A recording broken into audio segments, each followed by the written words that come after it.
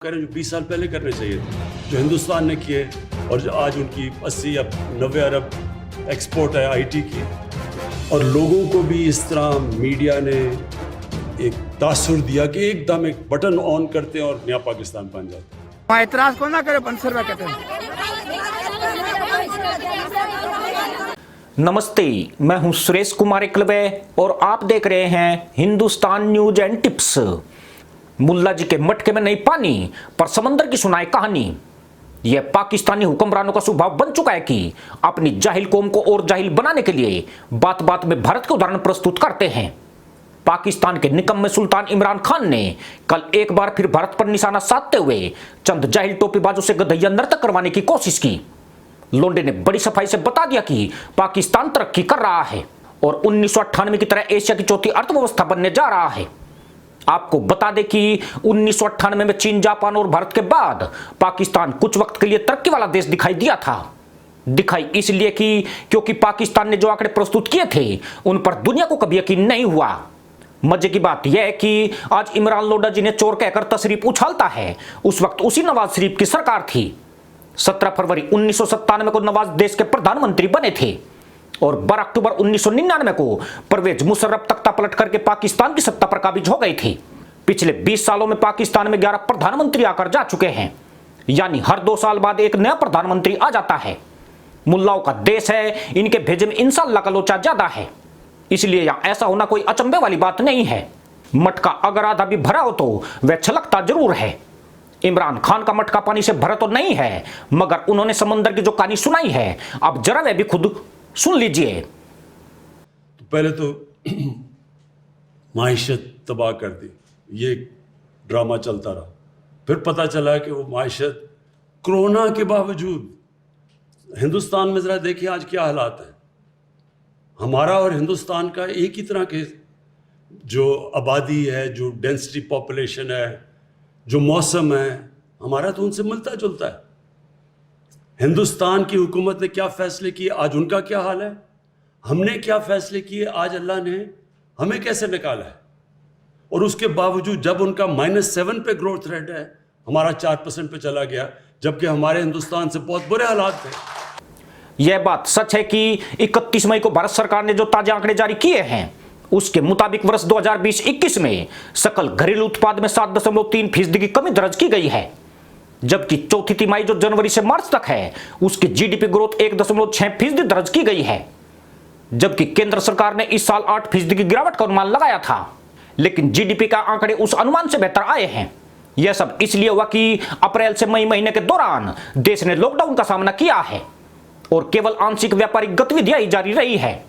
लेकिन इसी बीच भारत ने $80 बिलियन का विदेशी निवेश हासिल करके पूरी दुनिया को हैरत में डाल दिया है।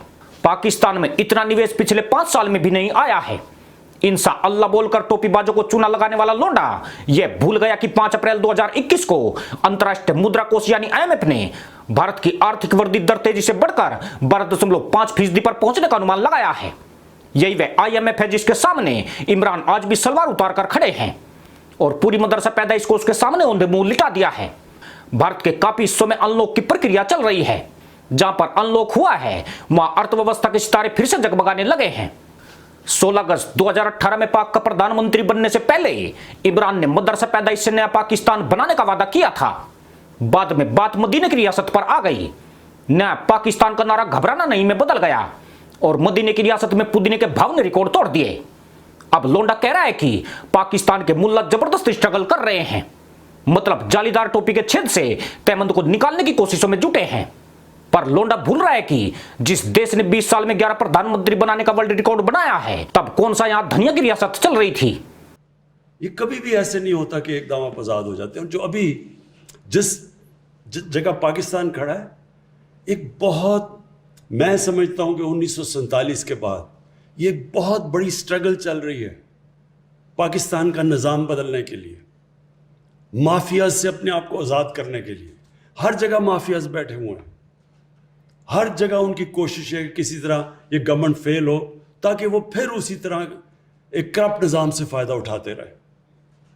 तो अपनी कौम के लिए, अपनी टीम के लिए ये जो आज पाकिस्तान स्ट्रगल कर रहा है, ये सबसे इंपॉर्टेंट स्ट्रगल है पाकिस्तान की फ्यूचर के लिए, अपने आने वाली जनरेशन्स के लिए, हमारी नस्लों के लिए बड़ी इंपॉर्टेंट स्ट्रगल है।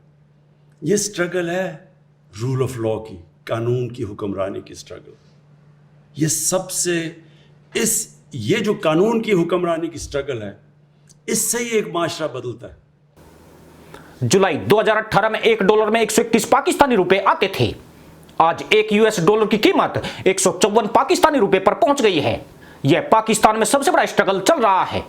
साल 2018 में पाकिस्तान पर $95 अरब का कर्ज था, जो अब बढ़कर $116 अरब हो गया है। 2018 से पहले मदरसा मुल्क में महंगाई दर 4.5% हुआ करती थी, जो आज 12% से ऊपर जा चुकी है। पिछले 3 सालों में पाकिस्तान में कोई नया निवेश नहीं आया है। जो पुराने निवेशक थे वे भी पाकिस्तान से भाग रहे हैं। सऊदी, चीन और संयुक्त अरब अमीरात इसके जीवित उदाहरण हैं, जिन्होंने पाकिस्तान में न पुरानी योजनाएं आगे बढ़ाई है और न ही नई परियोजनाओं पर काम शुरू किया है, बल्कि पाकिस्तान में लगे अपने निवेश को वापस खींचना शुरू कर दिया है। चीन ने तो मदरसा मुल्क को और कर्ज देने से ही हाथ खड़े कर दिए हैं। यह भी पाकिस्तानी मुल्लों में स्ट्रगल ही चल रहा है। एक स्ट्रगल 50 लाख घरों के लिए भी जारी है, जिसका एक झोपड़ा भी नहीं बन सका है। 1 करोड़ नौकरी तो मिली नहीं, उल्टे 1.5 करोड़ तैमन छाप एल्यूमिनियम के कटोरे बनवाते फिर रहे हैं, जिनमें सऊदी से भीख में मिले चावल रखे जा सके। मुर्गियों ने अंडे देने के लिए स्ट्रगल शुरू कर दिया है और भैंसों से दूध वसूलने में स्ट्रगल चल रहा है। आर्थिक हालात ऐसे हैं कि पाकिस्तान में पेट्रोलियम, गेहूं, सोयाबीन, केमिकल फर्टिलाइजर बड़े पैमाने पर आयात हो रहा है, जबकि निर्यात लगभग खत्म होने के कगार पर है। माली हालत इतनी खराब हो चुकी है कि चालू वित्त वर्ष में मई माह में व्यापारिक घाटे ने रिकॉर्ड तोड़ दिए हैं। यह व्यापारिक घाटा 134% तक बढ़ गया है।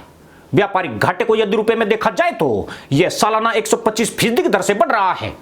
यह व्यापारिक घाटा पहले करीब $32 अरब से कम होकर $23 अरब पर आ गया था।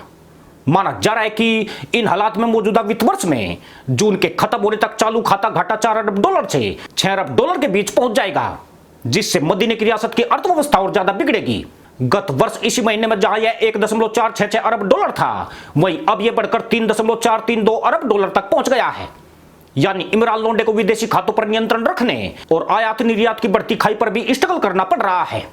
आईटी की एक्सपोर्ट्स दुगनी होगी और इंशाल्लाह ये दुगनी से बहुत तेजी से ऊपर जाएंगी, क्योंकि पहली दफा अब हम आईटी के ऊपर जोर लगा रहे हैं और हमारा यंग पॉपुलेशन है, आईटी के ऊपर जोर लगाया तो यहाँ तो बहुत पोटेंशियल है। जो आज जो वो काम करें जो 20 साल पहले करने चाहिए थे, जो हिंदुस्तान ने किए, और जो आज उनकी 80 या 90 अरब एक्सपोर्ट है आईटी की, हम कहाँ से कहाँ जा सकते थे अगर हम ये पहले जो अब हम चीज़ें कर रहे हैं।